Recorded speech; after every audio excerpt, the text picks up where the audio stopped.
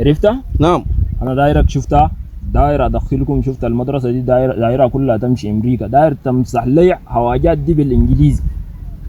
خلي بالك معي تمام. نعم كويس. داير تقول مثلا شارع بالانجليزي بتقول شوت. شوت. شوت شوت بتاع مباراة. يا اخي ما بتاع المباراة. شوت يعني شارع طويل. شوت انت ما شايف الكورة اللاعب ده من يطقها شديد بيقول شوت. فهمت؟ فهمت. اي يلا عندك داير تقول فرد بالانجليزي. اي بتقول Hello Yes. guys, what's up man? Bro, how are you? I'm good. I'm fine. Mr. Teacher, how are you? Yeah, yes. Are you teaching your student English? Yes, It's good. yes, Where is Mr. Ishaq, the man who sells fish here? yes. امتحانات دي كلها بنكملوها شفتها بالدقة آلة.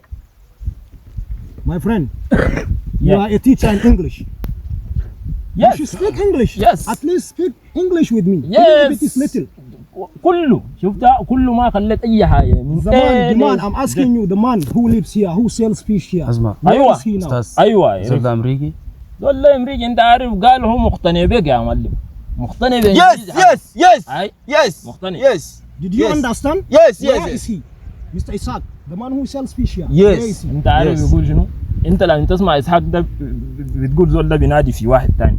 الاسحاق ده يعني خلي بالك تمام، افتح ذهنك كويس كويس. Ustaz, يس teacher, are you criminal? يس كله والله الحمد لله نحن You are ماشيين criminal. ما واقفين طب.